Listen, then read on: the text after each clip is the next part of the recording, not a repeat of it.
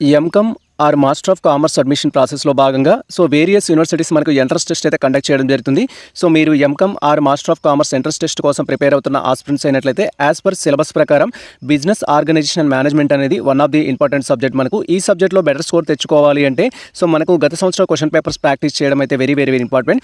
Like మీరు తెలంగాణ స్టేట్లో ఉన్న డిఫరెంట్ యూనివర్సిటీస్ కోసం అడ్మిషన్స్ కోసం ట్రై చేస్తున్నా, లేదా ఆంధ్రప్రదేశ్ స్టేట్స్లో ఉన్న డిఫరెంట్ యూనివర్సిటీస్లో అడ్మిషన్స్ కోసం ట్రై చేస్తున్నా, లేదా అదర్ సెంట్రల్ యూనివర్సిటీస్లో మీరు ఎంకమ్ కోసం అడ్మిషన్ తీసుకోవడానికి ప్రయత్నిస్తున్న వాళ్ళైనట్లయితే మనకు బిజినెస్ ఆర్గనైజేషన్ అండ్ మేనేజ్మెంట్ అనేది వన్ ఆఫ్ ది సబ్జెక్ట్గా ఎంట్రన్స్ టెస్ట్లో అయితే అడగడం జరుగుతుంది. దాంట్లో మనకు ప్రీవియస్ క్వశ్చన్ పేపర్స్ నుంచి ఏ క్వశ్చన్స్ అడగడం జరిగింది, ఆ క్వశ్చన్స్ని ఏ విధంగా సాల్వ్ చేయాలనేది ఇక్కడ డీటెయిల్గా అయితే తెలుసుకుందాం. ఎస్పెషల్లీ ఈ వీడియో అనేది సిపి గేట్ ఎంట్రన్స్ టెస్ట్కి సంబంధించి 2018 నుంచి 2025 వరకు 2018లో కావచ్చు, 2019లో కావచ్చు, 2020లో కావచ్చు, 2021, 2022, 2023, 2024 అండ్ 2025లో business organisation and management subject నుంచి ఏ క్వశ్చన్స్ అడిగారు, ఆ క్వశ్చన్స్ని ఏ విధంగా సాల్వ్ చేయాలనేది విత్ డీటెయిల్ ఇన్ఫర్మేషన్ తోటి ఈ వీడియోలో మనం డీటెయిల్గా అయితే తెలుసుకుందాం. అండ్ ఈ వీడియో అనేది నాట్ ఓన్లీ ఎంకమ్ ఎంట్రన్స్ టెస్ట్ కోసం మాత్రమే యూజ్ అవ్వదు, remaining like Telangana state government కానీ అండ్ ఏపీ స్టేట్ గవర్నమెంట్ కానీ కండక్ట్ చేసే సెట్ ఎగ్జామినేషన్ కోసం యూజ్ అవుతుంది, పిహెచ్డీ అడ్మిషన్స్ కోసం యూజ్ అవుతుంది, యూజీసీ నెట్ ఎగ్జామినేషన్ కోసం యూజ్ అవుతుంది, అండ్ జేఎల్ డిఎల్ స్థాయిలో కూడా క్వశ్చన్స్ అడగడానికి ఛాన్స్ ఉంటుంది. ఈ వీడియో అనేది డిఫరెంట్ సెషన్స్ కూడా యూజ్ చేయొచ్చు. ప్రజెంట్ అయితే ఎవరైతే ఎంకమ్ ఎంట్రన్స్ టెస్ట్ కోసం ప్రిపేర్ అవుతున్న ఆస్పిరెంట్స్ ఉన్నారో AP and Telangana students, business ఆర్గనైజేషన్కి సంబంధించిన టాపిక్ నుంచి ఏ క్వశ్చన్స్ అడగడానికి ఛాన్స్ ఉంటుంది అనేది with previous question paper proofs తోటి వీడియోలో మనం డీటెయిల్గా అయితే తెలుసుకుంటున్నాం. Welcome to the Masters Education. నేను మీ సత్య. ప్రజెంట్ వచ్చేసి మనం ఎంకమ్ ఎంట్రన్స్ టెస్ట్కి సంబంధించిన ప్రీవియస్ క్వశ్చన్ పేపర్ అనాలిసిస్ గురించి డీటెయిల్గా తెలుసుకుంటున్నాము. మీరు మన ఛానల్కి ఫస్ట్ టైం వచ్చినట్టయితే ఆల్రెడీ మేము ఎంకమ్ ఎంట్రన్స్ టెస్ట్కి సంబంధించి డిఫరెంట్ సబ్జెక్ట్స్ మీద సపరేట్ వీడియోస్ అయితే చేయడం జరిగింది. లైక్ మనకు బిజినెస్ ఎకనామిక్స్ సంబంధించి, బిజినెస్ స్టాటిస్టిక్స్ సంబంధించి, కాస్ట్ అకౌంటింగ్ సంబంధించి, రీసెర్చ్ మెథడాలజీ సంబంధించి అండ్ వేరియస్ సబ్జెక్ట్స్ సంబంధించి సపరేట్ వీడియోస్ అయితే చేయడం జరిగింది. మీరు మన ఛానల్కి ఫస్ట్ టైం వచ్చినట్టు ఆ వీడియోస్ చూసినట్టయితే మీకు క్లారిటీ వస్తుంది. ప్రజెంట్ ఇక్కడ మనకు సంబంధించిన మెయిన్ కాన్సెప్ట్ గురించి డీటెయిల్గా అయితే తెలుసుకుందాం. ఫస్ట్ వచ్చేసి మనకు 2018కి సంబంధించిన పేపర్ తీసుకోవడం జరిగింది. తర్వాత 2019కి ఇలా ఆర్డర్ వైజ్గా 2025 వరకు బిజినెస్ ఆర్గనైజేషన్ అండ్ మేనేజ్మెంట్ నుంచి ఏ క్వశ్చన్స్ అడిగారు అండ్ వాటికి ఆన్సర్స్ ఏంటి అనేది ఇక్కడ మనం డీటెయిల్గా తెలుసుకుంటున్నాం. ఇక్కడ మీరు క్లియర్గా అబ్జర్వ్ చేయొచ్చు. ఫస్ట్ క్వశ్చన్ అయితే నేను డిస్ప్లే చేయడం జరిగింది. ఇక్కడ క్వశ్చన్ ప్యాటర్న్ ఏ విధంగా ఉంటుందంటే మనకు క్వశ్చన్ పేపర్లో వచ్చేసి based on CP GET entrance టెస్ట్ని బట్టి క్వశ్చన్ పేపర్ వచ్చేసి మనకు 51 క్వశ్చన్ నుంచి 60 క్వశ్చన్స్ వరకు ఏంటంటే ఈ యొక్క బిజినెస్ ఆర్గనైజేషన్ అండ్ మేనేజ్మెంట్ నుంచి సబ్జెక్ట్ నుంచి అయితే అడగడం జరుగుతుంది.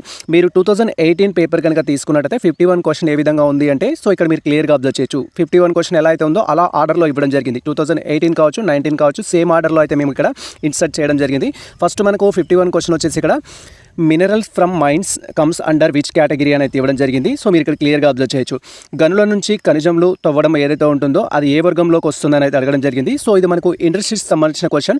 టైప్స్ ఆఫ్ ఇండస్ట్రీస్ సంబంధించి కనుక మీ కాన్సెప్ట్ మీద క్లారిటీ ఉన్నట్టయితే క్వశ్చన్ ఈజీగా ఆన్సర్ చేస్తారు. మైన్స్ అనేది ఏదైతే ఉంటుందో మైన్స్ అనేది మనకి ఇక్కడ ఎక్స్ట్రాక్టివ్ ఇండస్ట్రీ కింద అయితే తీసుకోవడం జరుగుతుంది. ఎక్స్ట్రాక్టివ్ ఇండస్ట్రీ అనేది గనుల తవ్వకం కావచ్చు, పెట్రోల్ వెలికితీత కావచ్చు, బొగ్గు వెలికితీత కావచ్చు, అవి ఎగ్జాంపుల్స్ కింద అయితే రావడం జరుగుతుంది. దీనికి ఉద్గ్రహణ పరిశ్రమ అంటాం తెలుగులో వచ్చేసి. మీరు తెలుగు మీడియం స్టూడెంట్స్ అయినా ఇంగ్లీష్ మీడియం స్టూడెంట్స్ అయినా కంటెంట్ అయితే బోత్ మీడియంలో ఇవ్వడం జరిగింది. బట్ నేను వీడియోలో ఎక్స్ప్లెనేషన్ అనేది మోస్ట్లీ వచ్చేసి ఇంగ్లీష్కి సంబంధించిన టాపిక్ గురించి మాట్లాడతాను. వీడియో లెంత్ కాకుండా ఉండడానికి అయితే ఆ విధంగా అయితే తీసుకుంటున్నాం. ఇఫ్ మీరు తెలుగు మీడియం స్టూడెంట్స్ అయినట్లయితే ఇక్కడ రిఫరెన్స్ అయితే తీసుకోవచ్చు మీరు.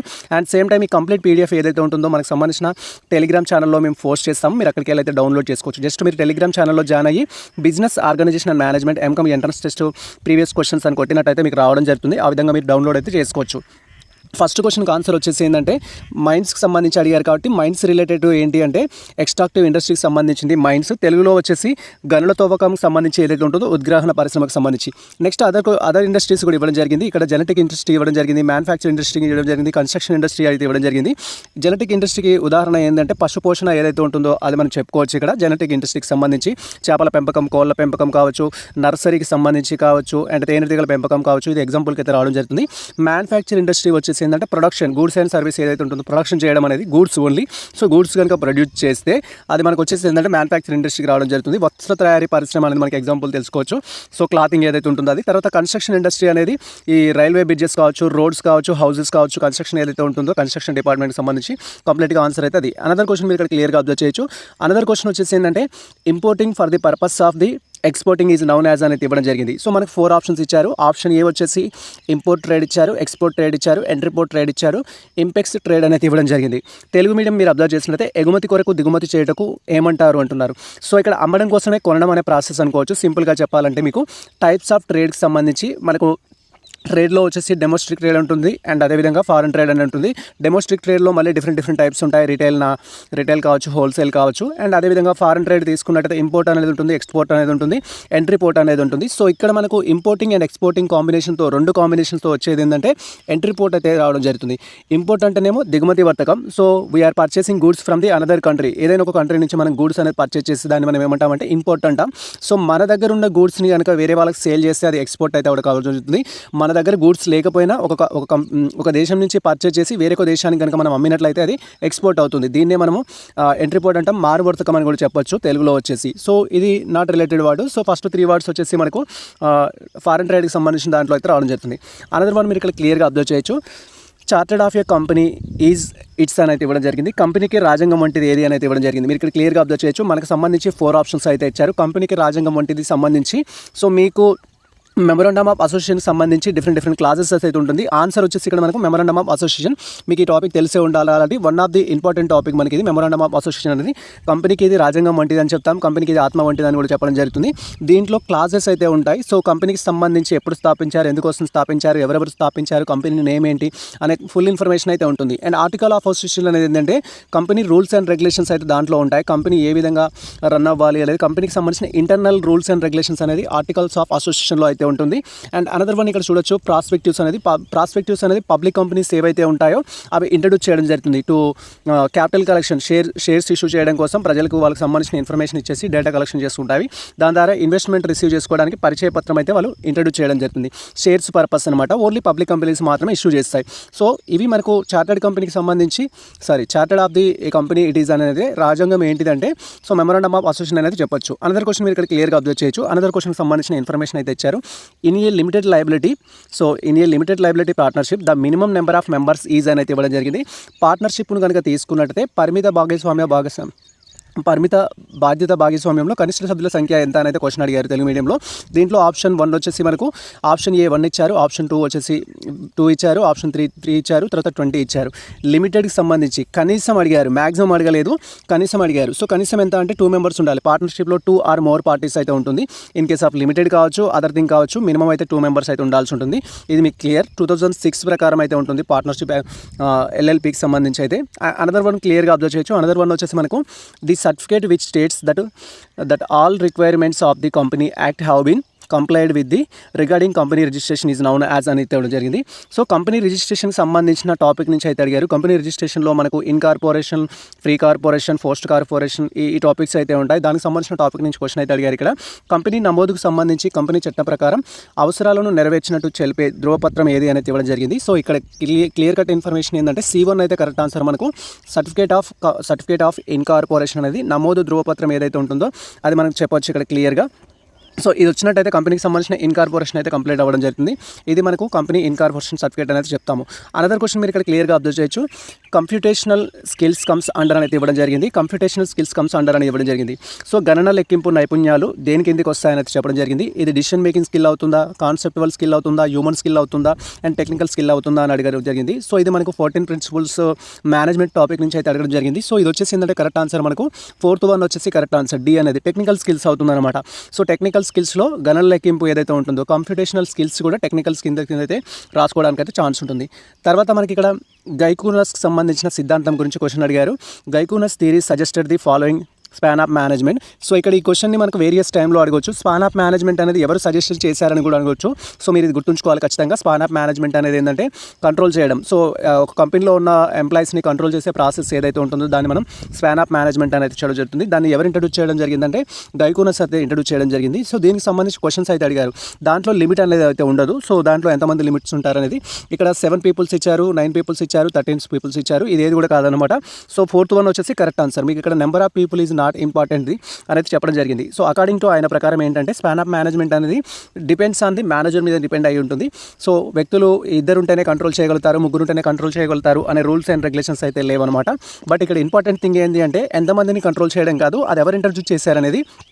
స్పాన్ ఆఫ్ మేనేజ్మెంట్ ఎవరు ఇంట్రడ్యూస్ చేయడం జరిగిందంటే గైకోనస్ అయితే ఇంట్రడ్యూస్ చేయడం జరిగింది. అనదర్ క్వశ్చన్ మీరు ఇక్కడ క్లియర్గా అబ్జర్వ్ చేయొచ్చు. That is 58th question. So 58th question the principle which states A subordinate should receive orders from only one superior is called అనేది ఇవ్వడం జరిగింది. సో ఇక్కడ మీరు క్లియర్గా అబ్జర్వ్ చేయొచ్చు.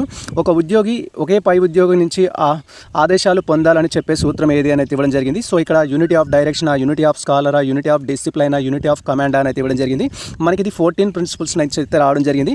యూనిటీ ఆఫ్ కమాండ్ అంటే సో ఒకే ఒక ఆజ్ఞ అనేది ఉంటుంది. సో పై అథారిటీస్ నుంచి కింద అథారిటీస్కి ఒకరే ఒక చెప్పాల్సి ఉంటుంది. అండ్ డిసిప్లైన్ అంటేనేమో క్రమశిక్షణ, ఇది కొలాబరేటివ్గా ఉండాలి, అందరి ఎంప్లాయీస్ మధ్యలో కొలాబరేటివ్గా ఉండాలి. యూనిటీ ఆఫ్ డైరెక్షన్ అనేది ఏంటంటే సో ఆల్ పీపుల్స్ అనేది ఒక లక్ష్యం కోసమే వర్క్ చేయాలి. Organisation have a common goal అని చెప్తాము. డిపార్ట్మెంట్స్ డివైడ్ చేసినప్పటికీ, డివిజన్ ఆఫ్ వర్క్ చేసినప్పటికీ సో యూనిటీ ఆఫ్ డైరెక్షన్ అనేది ఉంటుంది. స్కాలర్ చైన్ అనేది so interlink between the employees అనేది అయితే చెప్పుకోవచ్చు. సో ఇక్కడ మనకు డైరెక్ట్గా ఇచ్చారు, కమాండ్ రిలేటెడ్ ఒకటే ఒక ఆప్షన్ ఇచ్చారు 58కి సంబంధించి. సో కాబట్టి కరెక్ట్ ఆన్సర్ మీకు ఇక్కడ చెప్పాల్సిన అవసరం లేదు. యూనిటీ ఆఫ్ కమాండ్ అనేది related to the so one order అనేది అయితే ఉంటుంది. సో అనదర్ క్వశ్చన్ మీరు క్లియర్గా అబ్జర్వ్ చేయొచ్చు. That is 59th question. 59th question వచ్చేసి మనకు father of the scientific management అనేది అడిగారు. One of the important question మనకు. సో మీరు ఇంటర్మీడియట్ తీసుకున్న, డిగ్రీ తీసుకున్న, కామర్స్లో ఖచ్చితంగా మనకు సో ఎగ్జామినేషన్ పర్పస్లో అడిగే క్వశ్చన్ కూడా ఇది. సైంటిఫిక్ మేనేజ్మెంట్ అనేది శాస్త్రీయ నిర్వహణ పితామహుడు ఎవరంటే FW టైలర్ అయితే దానికి సంబంధించిన పితామహుడు అయితే అవుతారు. అండ్ అనదర్ క్వశ్చన్స్ కూడా ఇక్కడ అడిగారు. సో చార్లెస్ బాబాజీ వచ్చేసి కంప్యూటర్ని ఇంట్రడ్యూస్ చేయడం జరిగింది. గణన యంత్రాల పితామహుడు అనేది చెప్పడం జరుగుతుంది. హెన్రీ పాయల్ వచ్చేసి ఏంటంటే 14 ప్రిన్సిపల్స్ అయితే రాయడం జరిగింది. సో ఇక్కడ మీరు గుర్తుంచుకోవాలి. So who is the father of the scientific management అన్నప్పుడు సో మనకి హెన్రీ పాయల్ వస్తాడు. మోడర్న్ మేనేజ్మెంట్ అడిగినట్లయితే సో ఖచ్చితంగా మనకు father of the henry Payal కావడం జరుగుతుంది. 14 ప్రిన్సిపల్స్ అనేది. 14 ప్రిన్సిపల్స్ని కూడా సమ్ టైమ్స్ మీకు ఆర్డర్ పెట్టమని కూడా అడుగుతారు. ఖచ్చితంగా మీరు 14 ప్రిన్సిపల్స్ ఏవైతే ఉంటాయో వాటి ఆర్డర్ పెట్టుకోవాలి. ఖచ్చితంగా మీకు 14 ప్రిన్సిపల్స్ నుంచి 2 or 3 క్వశ్చన్స్ అయితే ఎవ్రీ సెషన్లో అడగడం జరుగుతుంది. కాబట్టి మీరు ఫోకస్ చేయాల్సి ఉంటుంది. అనదర్ క్వశ్చన్ ఇక్కడ క్లియర్గా అబ్జర్వ్ చేయొచ్చు. గాంట్ చార్ట్ అనేది దేనికి సంబంధించింది అనేది చెప్తున్నారు. గాంట్ చార్ట్ దేనికి సంబంధించింది అంటున్నారు. గాంట్ చార్ట్ అనేది సో ఈ topic new to me. So నేను ఫస్ట్ టైం చూస్తున్నాను, కొంత క్లారిటీ అయితే లేదు. బట్ దీనికి సంబంధించిన ఆన్సర్ ఏంటంటే వర్క్ డిజైన్కి సంబంధించిన దాన్ని అయితే మనం చెప్పడం జరుగుతుంది. గాంట్ చార్ట్ అనేది 60 వచ్చేసి బి అయితే కరెక్ట్ ఆన్సర్. సో ఈ క్వశ్చన్ని మీరు క్యాప్చర్ అయితే తీసుకోండి. క్యాప్చర్ తీసుకొని కరెక్ట్ ఆన్సర్ ఏంటి అనేది కామెంట్ సెక్షన్లో అయితే కామెంట్ చేయండి. దీనికి సంబంధించి మనం సపరేట్గా అయితే కామెంట్ సెక్షన్లో అయితే డిస్కషన్ చేసుకుందాము. సో 16th వన్ అయితే మీరు ఒకసారి క్లియర్గా అబ్జర్వ్ చేసుకోండి. సో ప్రతి సెషన్లో ఖచ్చితంగా మనకు తెలవని ఒక 2 టాపిక్స్ నుంచి 3 టాపిక్స్ వరకు క్వశ్చన్స్ అయితే అడుగుతారు. కాబట్టి మీరు ప్రతి టాపిక్ని కవర్ చేస్తూ అయితే ప్రిపేర్ అవ్వాలి. వీడియో ఎండింగ్లో నేను కొన్ని ఇంపార్టెంట్ టాపిక్స్ సజెషన్ చేస్తాను. ఎవరైతే నెక్స్ట్ ఎగ్జామినేషన్ కోసం వెళ్తున్న ఆస్పిరెంట్స్ ఉన్నారో ఆ ఇన్ఫర్మేషన్ మీకు అయితే యూజ్ కావడం జరుగుతుంది. అండ్ నెక్స్ట్ వచ్చేసి మనం 2019కి సంబంధించి 2019 క్వశ్చన్ పేపర్లో that to be CPGET entrance test conduct చేసిన 2019 పేపర్లో business organisation and management subject నుంచి ఏ క్వశ్చన్స్ అడిగారు అనేది ఇక్కడ మీరు క్లియర్గా అయితే తెలుసుకోవచ్చు. సో ఇది 15th one question. So 15th one according to serial number మీకు ఆ పేపర్లో వచ్చేసి 15th వన్ అయితే ఉంటుంది. So the process by which a manager brings unity of action in an organisation అనేది ఇవ్వడం జరిగింది. సో ఇక్కడ వ్యవస్థలో మేనేజర్ కార్యకలాపాలను వేగత్వానికి తీసుకొచ్చే ప్రక్రియ ఏది అనేది ఇవ్వడం జరిగింది. మీరు ఇక్కడ క్లియర్గా అబ్జర్వ్ చేయొచ్చు. కోఆర్డినేషన్ ఉంటుందా, మోటివేషన్ ఉంటుందా, రెమ్యునరేషన్ ఉంటుందా, కోడిటర్మినేషన్ అనేది ఉంటుందా అనేది తెలియడం జరిగింది. మీరు ఇక్కడ క్లియర్గా అబ్జర్వ్ చేయొచ్చు. దీంట్లో మనకు మేనేజ్మెంట్కి సంబంధించి ఇచ్చిన దాంట్లో వచ్చేసి ఏంటంటే ఒకటి మాత్రమే ఇన్ఫర్మేషన్ అయితే ఇవ్వడం జరిగింది. రిమైనింగ్ థింగ్ వచ్చేసి అదర్ థింగ్స్ సంబంధించింది. సో కోఆర్డినేషన్ తీసుకురావాలి అంటే వాళ్ళందరినీ ఒక యాక్షన్ తీసుకురావాలంటే కోఆర్డినేషన్ అయితే వెరీ ఇంపార్టెంట్ అనమాట. కార్యకలాపాలన్నీ అందరినీ కలిసి సో మనం unity of direction, unity of command, what ever single goal achieve చేయాలంటే కోఆర్డినేషన్ అనేది ఇంపార్టెంట్. మోటివేషన్ అనేది కాదు, రెమ్యునరేషన్ అనేది కాదు, కోడిటర్మినేషన్ అనేది కాదు. ఇవి వచ్చేసి ఏంటంటే అదర్ ఎయిమ్స్ అవుతాయి, మెయిన్ ఎయిమ్ అయితే కాదు. కరెక్ట్ ఆన్సర్ వచ్చేసి ఏంటంటే దీనికి 51కి మనకు కోఆర్డినేషన్. ఏదైనా ఒక ఆర్గనైజేషన్ మనం తీసుకున్నప్పుడు దాంట్లో కార్యకలాపాలన్నీ సో ఒక విధంగా జరగాలంటే కోఆర్డినేషన్ ఇంపార్టెంట్. ఏబిసి అనేవారు డిఫరెంట్ పర్సన్స్ అయినప్పుడు ఏబిసి అనేవారు ఒకే రకంగా వర్క్ చేసేటట్టు వాళ్ళ మధ్యలో కోఆర్డినేషన్ అనేది కల్పించాలి. ఇది వెరీ ఇంపార్టెంట్ థింగ్ మనకి. అనదర్ వన్ మీరు ఇక్కడ క్లియర్గా అబ్జర్వ్ చేయొచ్చు. That is 52 question. 52 క్వశ్చన్కి సంబంధించి the principle which refer to the team spirit అనేది ఇవ్వడం జరిగింది. సో టీమ్ స్పిరిట్కి సంబంధించిన క్వశ్చన్ అయితే అడిగారు. జట్టు ఉత్సాహానికి సంబంధించి ఏది సరైన సూత్రం అనేది ఇవ్వడం జరిగింది. సో మీరు ఇక్కడ క్లియర్గా అబ్జర్వ్ చేయొచ్చు. స్పిరిట్స్కి సంబంధించిన క్వశ్చన్ వచ్చినప్పుడు డైరెక్ట్గా మనకి ఏమవుతుందంటే ఆన్సర్ అనేది ఈ స్పిరిట్ డీక్రాప్స్ అయితే కావడం జరుగుతుంది. సో ఇది వారి మధ్యలో మోటివేషన్ అనే కాన్సెప్ట్ని అయితే ఇంట్రడ్యూస్ చేయడం జరుగుతుంది. సో కామన్ గోల్ని అచీవ్ చేయడానికి సో అందరికీ మోటివేషన్ అనేది కల్పించడం జరుగుతుంది. సో ఇది కాన్సెప్ట్ వచ్చేసి స్కాలర్ చైన్ అనేది ఏంటంటే ఒకరికొకరు ఏ విధంగా ఇంటర్లింక్ అనేది ఉంటుందనేది చెప్తుంది. అథారిటీ అండ్ రెస్పాన్సిబిలిటీ అనేది ప్యారలల్ ఫీలింగ్ అయితే క్రియేట్ చేస్తుంది. ఈక్వల్ అథారిటీ ఎంత అయితే ఉంటుందో రెస్పాన్సిబిలిటీ కూడా అంతే ఉండాలి అనేది చెప్తారు. సో అథారిటీ మాత్రమే ఉన్నా మిస్యూజ్ చేసుకోవడానికి ఛాన్స్ ఉంటుంది. రెస్పాన్సిబిలిటీ ఓన్లీ ఉన్న సో వాళ్ళకి వర్క్ బర్డెన్ పెరగడానికి ఛాన్స్ ఉంటుంది. కాబట్టి అథారిటీ అండ్ రెస్పాన్సిబిలిటీ అనేది ఈక్వల్గా ఉండాలి, బ్యాలెన్స్డ్గా ఉండాలి అనేది చెప్పడం జరుగుతుంది. అండ్ అథారిటీ అండ్ రెస్పాన్సిబిలిటీ అనేది ప్రతి లెవెల్లో ఉండాలి, ఓన్లీ టాప్ లెవెల్లోనే, ఓన్లీ మిడిల్ లెవెల్లోనే, ఓన్లీ డౌన్ లెవెల్లోనే ఉండాలి అని అయితే చెప్పలేదు అకార్డింగ్ టు 14 ప్రిన్సిపల్స్ ప్రకారం. దీనికి కరెక్ట్ ఆన్సర్ వచ్చేసి టీమ్ స్పిరిట్ అనేది అయితే సో ఈ ప్రిట్స్ డి క్రాఫ్ట్స్ అయితే కరెక్ట్ ఆన్సర్. మీరు ఇక్కడ క్లియర్గా అబ్జర్వ్ చేయొచ్చు. అనదర్ వన్ మీరు ఇక్కడ క్లియర్గా అబ్జర్వ్ చేయొచ్చు. That is 53 question. మెంటల్ రిజల్యూషన్కి సంబంధించి ఇట్ ఈస్ ఏ పార్ట్ అనేది ఇవ్వడం జరిగింది. మానసిక విప్లవం అనేది దేంట్లో భాగం అనేది అడగడం జరిగింది. మీరు ఇక్కడ క్లియర్గా అబ్జర్వ్ చేయొచ్చు. 14 ప్రిన్సిపల్స్లో ఉంటుందా, హ్యూమన్ రిలేషన్ మేనేజ్మెంట్లో ఉంటుందా, సైంటిఫిక్ మేనేజ్మెంట్ ఉంటుందా, బ్యూరోక్రసీలో ఉంటుందా అనేది అడగడం జరిగింది.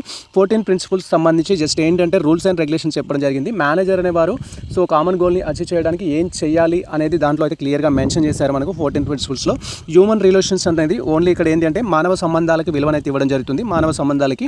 సో ఇక్కడ మనకు రోబోటిక్ కాకుండా 14 ప్రిన్సిపల్స్ కావచ్చు, అంతకంటే ముందు సజెస్ట్ చేయబడిన మేనేజ్మెంట్ ప్రిన్సిపల్స్, మేనేజ్మెంట్ ఈక్వేషన్స్ ఏవైతే ఉన్నాయో అవి ఓన్లీ హ్యూమన్ బీయింగ్ని ఒక మిషన్ లాగానే ట్రీట్ చేయడం జరిగింది. కాబట్టి హ్యూమన్ రిలేషన్స్ సంబంధించిన థియరీస్ అయితే తర్వాత రావడం జరిగింది. సో మనకు నెక్స్ట్ వచ్చేసి ఏంటంటే సైంటిఫిక్ మేనేజ్మెంట్. సైంటిఫిక్ మేనేజ్మెంట్ వచ్చేసి ఏంటంటే ఇక్కడ మనకు కరెక్ట్ ఆన్సర్ 53 వచ్చేసి C1 అయితే కరెక్ట్ ఆన్సర్. మనకు mental revolution is a part of scientific management అనేది చెప్పొచ్చు. సో అనదర్ క్వశ్చన్ మీరు ఇక్కడ క్లియర్గా అబ్జర్వ్ చేయొచ్చు. That is 54th question. 54th question వచ్చేసి the number of subordinate which as a manager can effectively supervise is known has అనేది ఇవ్వడం జరిగింది. మీరు ఇక్కడ క్లియర్గా అబ్జర్వ్ చేయొచ్చు. మేనేజర్ సమర్థవంతంగా పర్యవేక్షించగల ఉద్యోగుల సంఖ్యను ఏమంటారు అనేది ఇవ్వడం జరిగింది. సో ఇక్కడ మనం ఆల్రెడీ మాట్లాడుకోవడం జరిగింది. సో ఇంత ముందుకే వచ్చింది ఈ టాపిక్ అనేది మనకు 2018 పేపర్ తీసుకున్నట్టయితే. సో గైకానస్ ఏం చేయడం జరిగిందంటే ఈ స్పాన్ ఆఫ్ కంట్రోల్ని ఇంట్రడ్యూస్ చేయడం జరిగింది. సో ఎంతమంది ఉద్యోగులను పర్యవేక్షించగలడు అనేది సో గైకానస్ అయితే ఇంట్రడ్యూస్ చేయడం జరిగింది. బట్ దానికి సంబంధించిన సంఖ్యను ఏమంటారు అంటున్నారు. దాన్ని ఏమంటారంటే ఇక్కడ స్పాన్ ఆఫ్ కంట్రోల్ అనేది అంటారు. సో ఇక్కడ నియంత్రణ అవధి అనేది చెప్పొచ్చు. సో మీరు ఇలా ఇచ్చినప్పుడు కన్ఫ్యూజ్ అయితే అవుతారు. స్పాన్ ఆఫ్ కంట్రోల్ ఏదైతే ఉందో ఈ కాన్సెప్ట్ని ఇంట్రడ్యూస్ చేసింది మాత్రం గైకోనస్, బట్ దీన్ని ఏమంటారు అంటే స్పాన్ ఆఫ్ కంట్రోల్ అనేది అనడం జరుగుతుంది. సో క్లియర్గా అబ్జర్వ్ చేయొచ్చు. అనదర్ వన్ వచ్చేసి మనకు రిమైనింగ్ కూడా తెలిసిందే. స్కాలర్ చైన్ అనేది ఏంటంటే so out interlink with the department 1, department 2 అనేది ఉంటుంది. తర్వాత డివిజన్ ఆఫ్ లేబర్ అనేది ఏంటంటే వర్క్ని డిఫరెంట్ పార్ట్స్గా డివైడ్ చేశారు. డివైడ్ చేయడం వల్ల ఏముంటుందంటే వర్క్లో ఎఫిషియన్సీ అనేది ఇంక్రీజ్ అవుతుంది. ఎఫిషియన్సీ ఇంక్రీజ్ అవడంతో పాటు వర్క్ చేసే దాంట్లో స్పీడప్ అనేది కావడం జరుగుతుంది. సో అది మనకు తెలిసిన కాన్సెప్టే, మీరు ఖచ్చితంగా చూసుకోవాల్సి ఉంటుంది. 14 ప్రిన్సిపల్స్ నుంచి ఖచ్చితంగా మనకు చాలా క్వశ్చన్స్ అయితే అడగడానికి ఛాన్స్ ఉంటుంది. అనదర్ క్వశ్చన్ వచ్చేసి ఏంటంటే మనకు 55 క్వశ్చన్ వచ్చేసి the principle which states responsibility can neither to be delegated or shifted to another person is అనేది ఇవ్వడం జరిగింది. బాధ్యతను మరొకరికి అప్పగించలేము, బదిలీ చేయలేము అని చెప్పే సూత్రం ఏది అనేది అడగడం జరిగింది. So they are talking about only responsibility. ఇక్కడ రెస్పాన్సిబిలిటీ గురించి మాత్రమే మాట్లాడుతున్నారు. కాబట్టి రెస్పాన్సిబిలిటీ రిలేటెడ్ ఆన్సర్ ఏదైతే ఉంటుందో అది first correct answer. Unity of command అనేది ఏంటి అంటే సో ఇక్కడ ఆదేశం అనేది ఒకరికి చెప్తాం మనము, యూనిటీ ఆఫ్ కమాండ్ ప్రకారం వేరే వాళ్ళకి చెప్తాము. యూనిటీ ఆఫ్ డైరెక్షన్ కూడా ఒక పై అథారిటీ కింద అథారిటీకి దిశని నిర్దేశించడం జరుగుతుంది. కాబట్టి ఇవి పవర్కి సంబంధించినవి మాత్రమే. తర్వాత ఇక్కడ party of the authority and responsibility అని ఇచ్చారు. ఇక్కడ అథారిటీ అనేది ఉంది కాబట్టి ఇది రాంగ్ ఆన్సర్. సో ఇక్కడ మనకు రెస్పాన్సిబిలిటీ గురించి అడుగుతున్నారు కాబట్టి రెస్పాన్సిబిలిటీ రిలేటెడ్ ఒకటి ఉంది. అదేంటంటే ప్రిన్సిపల్స్ ఆఫ్ అబ్సల్యూట్ రెస్పాన్సిబిలిటీ అనేది చెప్పొచ్చు. మనకి ఇచ్చిన బాధ్యత ఏదైతే ఉంటుందో మనకు ఒక వర్క్ అనేది అప్పగిస్తే అసైన్ చేస్తే ఆ వర్క్ను మనమే చేయాలి. ఎందుకంటే according to division of labour so A, B, C అనే ముగ్గురు ఎంప్లాయీస్ ఉన్నట్టయితే Aకి ఒక వర్క్ ఉంటుంది, Bకి ఒక వర్క్ ఉంటుంది, Cకి ఒక వర్క్ ఉంటుంది. Aకి చెప్పిన వర్క్ Aనే కంప్లీట్ చేయాలి, అది అతని రెస్పాన్సిబిలిటీ అనమాట. సో ఇక్కడ మనం క్లియర్గా అబ్జర్వ్ చేయొచ్చు. దెన్ ఆ రెస్పాన్సిబిలిటీకి తగ్గట్టు పై అథారిటీ కానీ వాళ్ళ సూపర్వైజర్స్ కానీ ఏంటంటే ఫెసిలిటేషన్స్ అనేది క్రియేట్ చేయాలి, అది వారికి సంబంధించిన responsibility. So authority and responsibility అనేది బ్యాలెన్స్డ్గా ఉండాలి, అది మనం గుర్తుంచుకోవాలి. అథారిటీ ఎక్కువగా ఉండకూడదు, రెస్పాన్సిబిలిటీ ఎక్కువగా ఉండకూడదు, రెస్పాన్సిబిలిటీ తక్కువగా ఉండకూడదు, అథారిటీ తక్కువగా ఉండదు when compare with both section. So అలా డిఫరెన్షియేషన్ అయితే ఉండకూడదు. అండ్ అనదర్ ఇంపార్టెంట్ క్వశ్చన్ మీరు ఇక్కడ క్లియర్గా అబ్జర్వ్ చేయొచ్చు. పౌల్ట్రీ ఫార్మింగ్ కమ్స్ అండర్ అనేది ఇవ్వడం జరిగింది. సో మనకు ఇది ఇండస్ట్రీకి సంబంధించిన క్వశ్చన్. మనకు 2018 క్వశ్చన్ పేపర్లో వచ్చేసి ఏంటంటే గనుల తవ్వకంకి, క్వారీస్కి సంబంధించిన, మైన్స్కి సంబంధించిన క్వశ్చన్ అయితే అడిగారు. అండ్ ఇక్కడ వచ్చేసి ఏంటంటే కోళ్ళ పెంపకం సంబంధించినది అయితే ఇవ్వడం జరిగింది. నేను ఆల్రెడీ చెప్పడం జరిగింది. ఎక్స్ట్రాక్టివ్ ఇండస్ట్రీ అంటే ఏంటంటే సో మైన్స్కి సంబంధించింది, ఏదైనా మనం తవ్వకాల ద్వారా తీసేది ఏదైతే ఉంటుందో అది. తర్వాత మైనింగ్ ఇండస్ట్రీ కూడా ఇవ్వడం జరిగింది. మైనింగ్ ఇండస్ట్రీ కూడా సేమ్, ఈ రెండింటికి సేమ్ అనమాట. ఇది ఎగ్జాంపుల్. ఎక్స్ట్రాక్టివ్ ఇండస్ట్రీకి మైనింగ్ ఇండస్ట్రీ అనేది ఎగ్జాంపుల్. మ్యానుఫ్యాక్చరింగ్ ఇండస్ట్రీ అనేది సో మనకు సంబంధించిన క్లాతెస్ అని తీసుకుందాం. క్లాతెస్ ఇండస్ట్రీ ఏదైతే ఉంటుందో అది. జెనెటిక్ ఇండస్ట్రీ వచ్చేసి ఏంటంటే సో జన్యు పరిశ్రమని మనం ఇక్కడ ఏమంటున్నామంటే కోళ్ళ పెంపకానికి సంబంధించిన ఉదాహరణ కింద చెప్పొచ్చు. అగ్రికల్చర్ రిలేటెడ్ సీడ్స్ కానీ, బ్రీడ్స్ కానీ సో ఏవైనా సరే పెంచే ప్రాసెస్ని మనం ఇక్కడ ఏమంటామంటే పౌల్ట్రీ అంటాము. తర్వాత ఇండియన్ రైల్వే కమ్స్ అండర్ అనేది ఇవ్వడం జరిగింది. భారత రైల్వేలు ఏ రకమైన ప్రభుత్వ సంస్థలకు ఉదాహరణ అనేది ఇవ్వడం జరిగింది. ఇక్కడ government corporation, public corporation, departmental undertaking, joint enterprises అనేది ఇవ్వడం జరిగింది.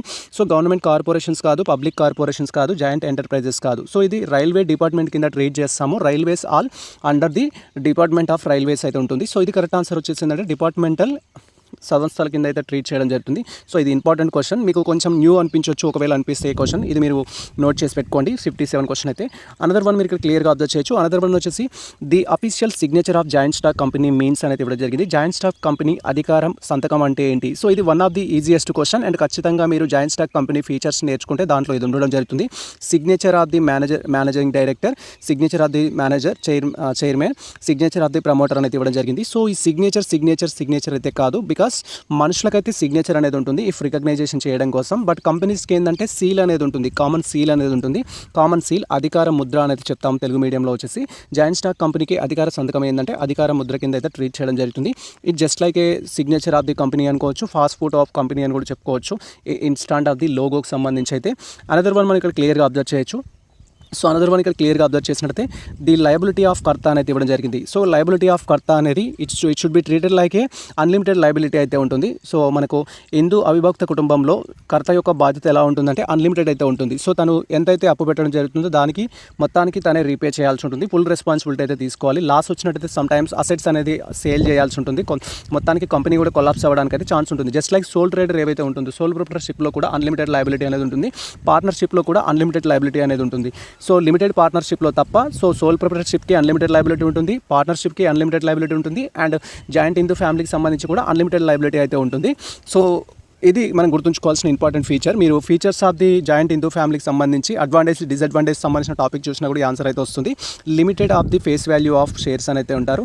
సో షేర్ వాల్యూ ముఖ విలువ అనేది ఉండదు, లిమిటెడ్ వాల్యూ అనేది కాదు, మార్కెట్ వాల్యూ అనేది కాదు. సో ఫస్ట్ వన్ వచ్చేసి కరెక్ట్ ఆన్సర్ మనకు. దెన్ అనదర్ వన్ మీరు ఇక్కడ క్లియర్గా అబ్జర్వ్ చేయొచ్చు. అకార్డింగ్ టు ది MSMEDs సంబంధించి మైక్రో స్మాల్ మీడియం ఎంటర్ప్రైజెస్ సంబంధించిన క్వశ్చన్ అయితే ఇది.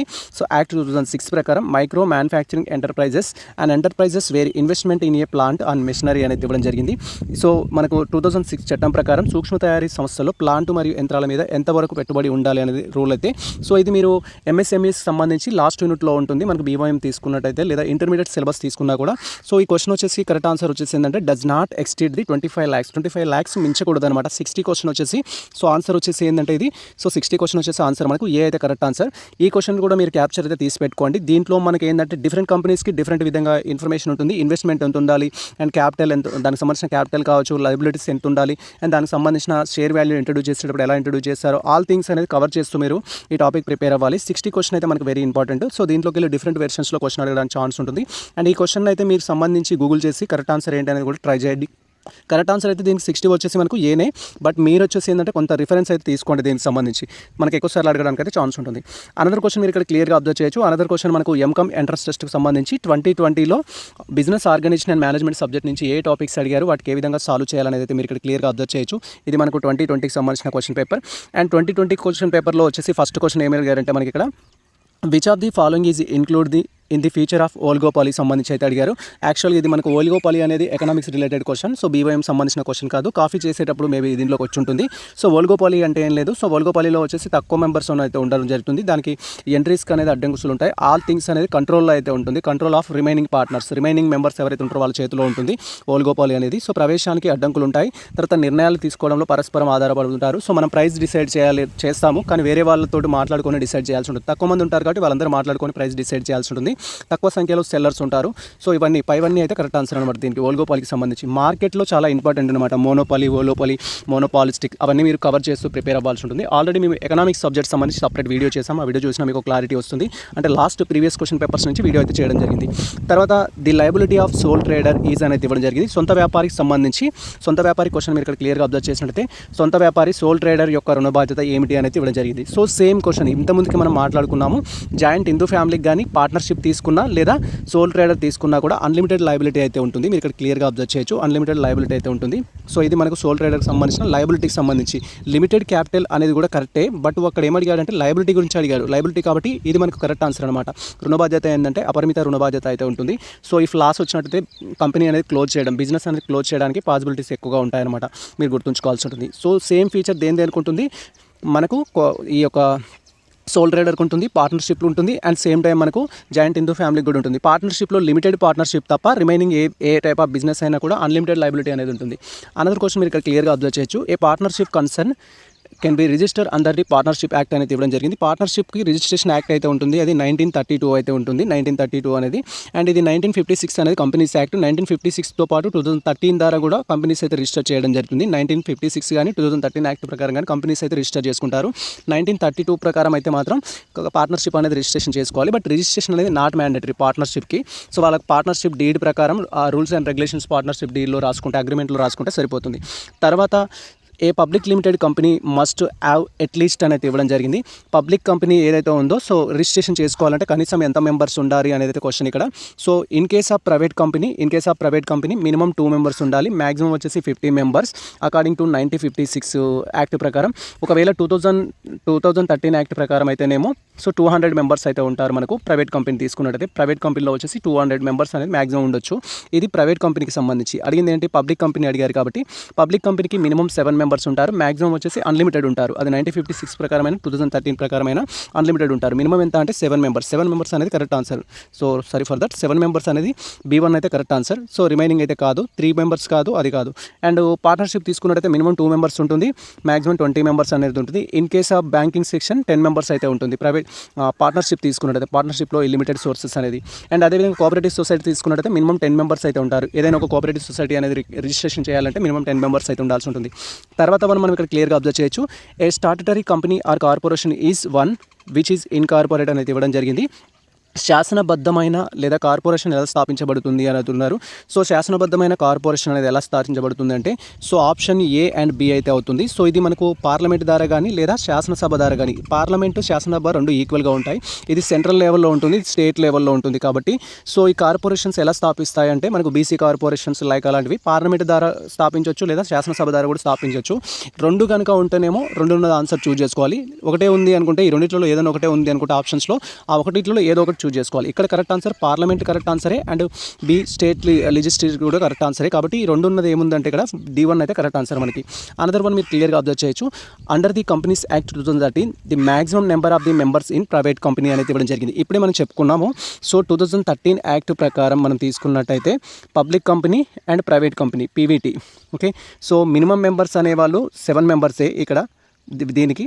సో మినిమం మెంబర్స్ ఇక్కడ వచ్చేసి మినిమం 2 మెంబర్స్ అయితే ఉండాలి ప్రైవేట్ కంపెనీకి. దెన్ ఇక్కడ మ్యాక్సిమం తీసుకున్నట్టయితే సో మ్యాక్సిమం వచ్చేసి అన్లిమిటెడ్ అయితే ఉంటుంది. ఇక్కడ మాత్రం 200 అయితే ఉంటుంది. ప్రీవియస్లో వచ్చేసి 50 మెంబర్స్ ఉండే, అంటే 1956 ప్రకారం 50 మెంబర్స్ ఉండే. ఇప్పుడు వచ్చేసి ఏంటంటే 200 మెంబర్స్ అయితే ఉన్నారు. 200 మెంబర్స్ సంబంధించి ఆన్సర్ ఇచ్చారు ఇక్కడ. 200 మెంబర్స్ అనేది అన్లిమిటెడ్ క్లియర్గా అబ్జర్వ్ చేయొచ్చు. అనదర్ వన్ మీరు ఇక్కడ క్లియర్గా అబ్జర్వ్ చేయొచ్చు. 57 క్వశ్చన్.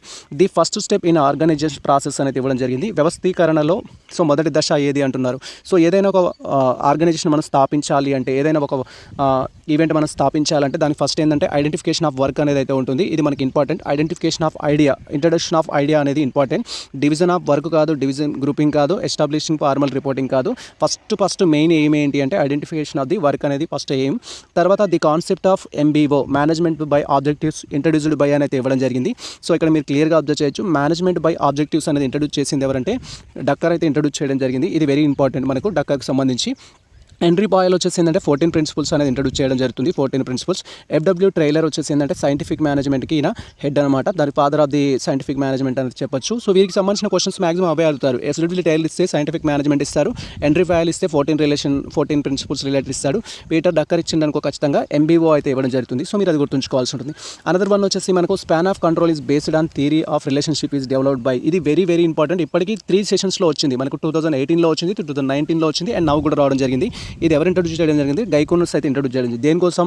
సో ఎంతమందిని ఒక మేనేజర్ కంట్రోల్ చేయగలుగుతాడనే కాన్సెప్ట్ ద్వారా మాట్లాడడం జరుగుతుంది. మెంబర్స్ అయితే ఎస్పెసిఫిక్గా మెన్షన్ చేయరు, బట్ దానికి సంబంధించిన అవధిని బట్టి మేనేజర్ యొక్క కెపాసిటీని బట్టి కంట్రోల్ అయితే చేసుకోవచ్చు.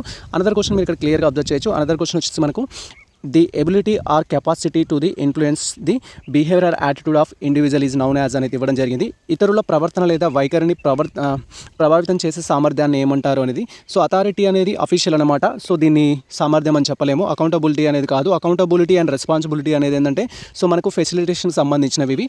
సో ఇవి దేనికి సంబంధించిన అంటే పవర్ అనేది చూపించుకోలేము. దీంట్లో అకౌంటబిలిటీ అండ్ రెస్పాన్సిబిలిటీలో పవర్ చూపించుకోలేము. అథారిటీ అనేది ఉంటుంది బట్ అది అఫీషియల్. ఇది మనకు correct answer వచ్చేసిందంటే power చూపించుకోవడం.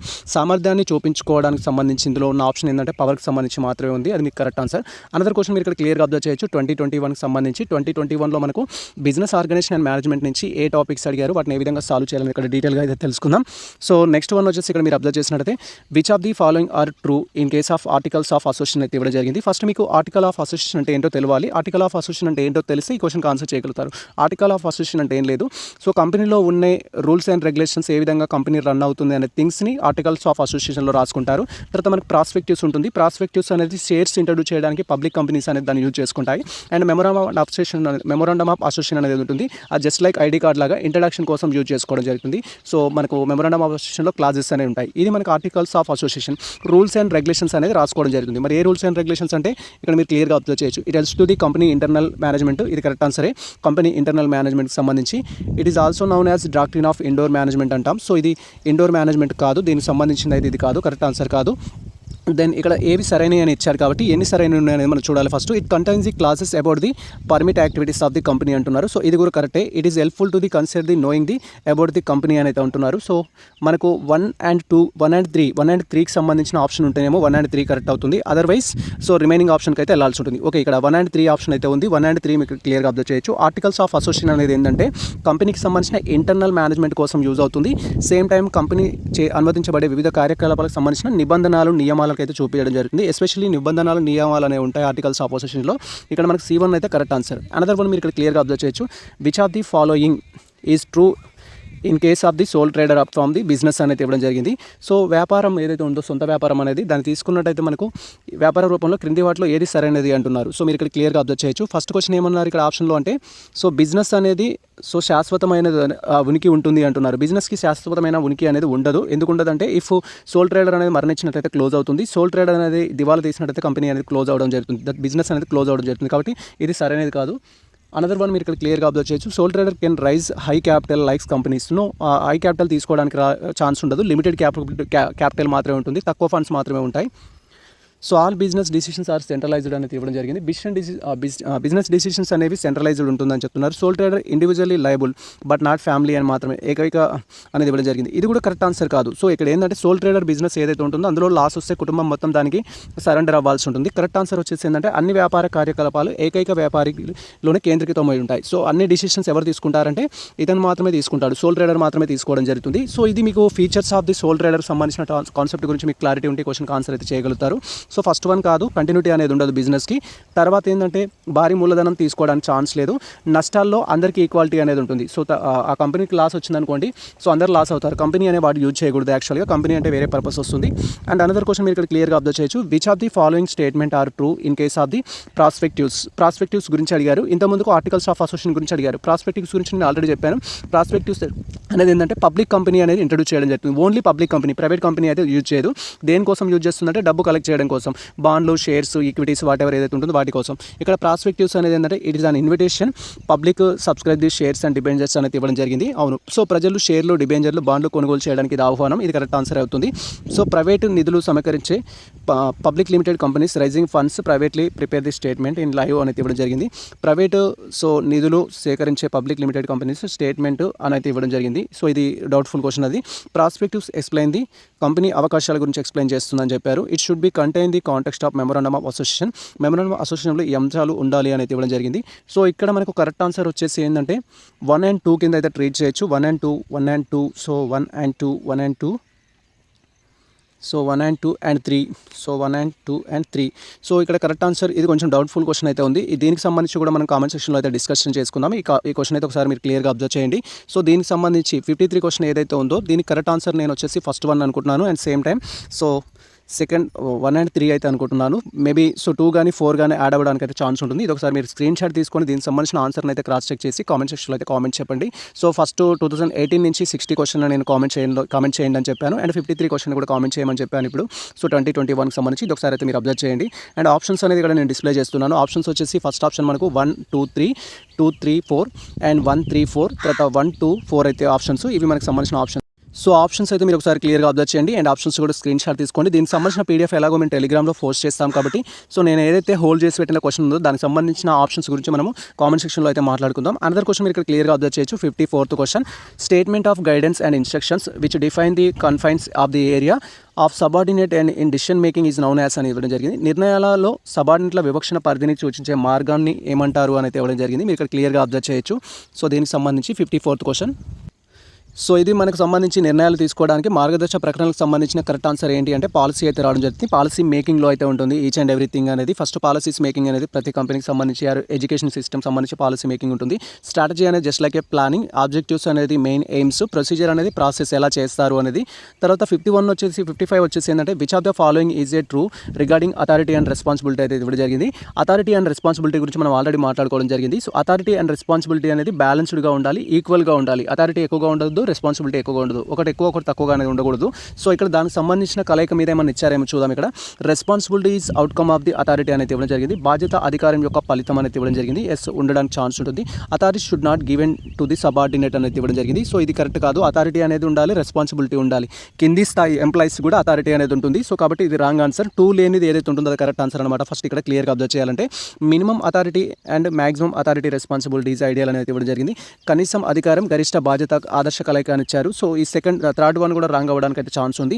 So authority and responsibility should flow the same direction అయితే ఇవ్వడం జరిగింది. సో ఓకే, కరెక్ట్ ఆన్సర్ వచ్చేసి 1 and 4 అయితే అవుతుంది. 1 and 4 ఏదైతే ఉంటుందో అది కరెక్ట్ ఆన్సర్. మీరు ఇక్కడ క్లియర్గా అబ్జర్వ్ చేయొచ్చు.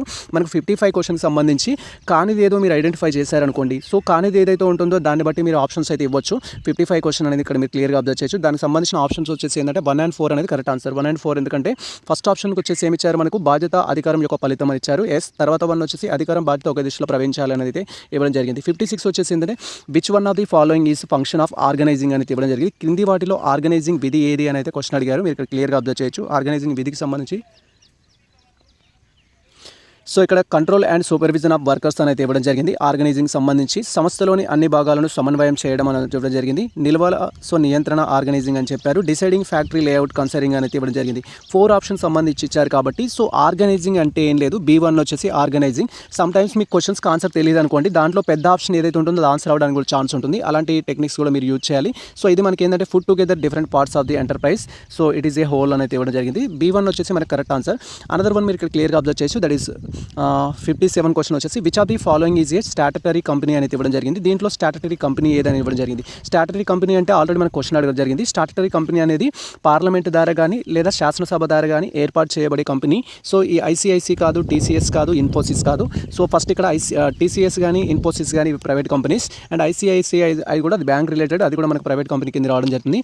సో ఇక్కడ మనకు చూడొచ్చు ఇక్కడ సో ఫుడ్ అండ్ ఎఫ్సిఐ ఏదైతే ఉందో ఎఫ్సిఐ అనేది మనకు సో ఇక్కడ శాసనబద్ధమైన కంపెనీ కింద అయితే తీసుకోవడం జరుగుతుంది. సో ఎఫ్సిఐ వచ్చేసి కరెక్ట్ ఆన్సర్ దానికి 57కి వచ్చేసి. తర్వాత which of the following is not true about the centralisation సంబంధించిన క్వశ్చన్ అడిగారు. ఫస్ట్ సెంట్రలైజేషన్ డిసెంట్రలైజేషన్ అనే కాన్సెప్ట్ మనకు తెలిసి ఉండాలి. సెంట్రలైజేషన్ అంటే ఏంటంటే ఆల్ పవర్స్ అనేది ఒకరి దగ్గర ఉండడం. పవర్స్ అనేది సెంట్రల్ పార్ట్కి వెళ్ళిపోతాయి, ఒకే పర్సన్ దగ్గర పవర్స్ అన్నీ ఉంటాయి. డిసెంట్రలైజేషన్ అంటే పవర్స్ అన్ని డిస్ట్రిబ్యూట్ చేయడం జరుగుతుంది డిఫరెంట్ ఏరియాస్లో. దానికి సంబంధించిన ఆప్షన్ ఏదైతే ఉంటుందో అది కరెక్ట్ ఆన్సర్. ఇక్కడ centralisation refers the concentrate the authority of top management అనేది ఇవ్వడం జరిగింది. అధికారం ఉన్నత అధికారుల వద్ద కేంద్రీకృతం అవుతుంది అన్నారు. Correct answer. సెంట్రలైజేషన్లో పవర్స్ అన్ని ఒకే దగ్గర ఉంటాయి కాబట్టి నాట్ ట్రూ అని ఇచ్చారు. సో నాట్ ట్రూ అని ఇచ్చారంటే ఇది కరెక్ట్ కాబట్టి ఇక్కడ రాంగ్ అవుతుంది. మనకు పెట్టుకోవాల్సిన ఆప్షన్ కాదు అది. Strategic and routine decision are the centralised అని ఇచ్చారు. ఊహాత్మక మరియు సాధారణ నియమాలు కేంద్రీకృతం అవుతాయని ఇచ్చారు. So centralisation is suitable for small business అని చెప్పారు. సో ఇది కూడా కరెక్టే, స్మాల్ బిజినెస్ సూట్ అవుతుంది. Top level managers under the high pressure also enjoy the work అని ఇవ్వడం జరిగింది. సో ఉన్నత స్థాయి నిర్వాహకులు అధిక ఒత్తిడిలో ఉంటారు మరియు పనిని ఆనందిస్తారు అని కూడా ఇవ్వడం జరిగింది. సో ఇక్కడ కరెక్ట్ ఆన్సర్ వచ్చేసి ఏంటంటే మనకు ఇక్కడ కరెక్ట్ ఆన్సర్ మనకు వచ్చేసి ఏంటంటే మీరు క్లియర్గా అబ్జర్వ్ చేయొచ్చు. సో ఆల్రెడీ చెప్పడం జరిగింది ఇది కరెక్ట్ ఆన్సరే మనకు, బట్ వాడు రాంగ్ ఆన్సర్ ఫైండ్ అవుట్ చేయమన్నాడు. చిన్న పరిశ్రమలకు యూజ్ అవుతుంది, రాంగ్ ఆన్సర్ ఫైండ్ అవుట్ చేయమన్నారు కాబట్టి సో ఇక్కడ మనకు ఇది కరెక్టే. దెన్ టాప్ లెవెల్ మేనేజ్మెంట్కి సంబంధించి ఒత్తిడిలో ఉంటారు, ఇది కూడా కరెక్టే. ఇక్కడ వచ్చేసి ఏంటంటే వ్యూహాత్మక మరియు సాధారణ నిర్ణయాలు కేంద్రీకృతం అవుతాయని కాదు, ఆల్ డిసిషన్స్ అనేవి కేంద్రీకృతం అవుతాయి. ఇది wrong answer. It is not related to so centralisation. మిగతా అన్ని సెంట్రలైజేషన్కి సంబంధించినవి. నాట్ ట్రూ అబౌట్ అని ఇచ్చాడు కాబట్టి మనకు ఓన్లీ B1 అనేది సో కరెక్ట్ ఆన్సర్ దీని ప్రకారం.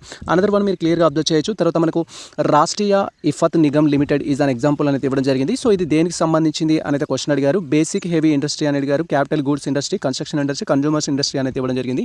ఇది కరెక్ట్ ఆన్సర్ వచ్చేసి ఏంటంటే బేసిక్ అండ్ హెవీ ఇండస్ట్రీకి సంబంధించింది. ఇది జనరల్ క్వశ్చన్, కాంపిటేటివ్ జనరల్ టర్మ్లో అయితే అడగడం జరిగింది.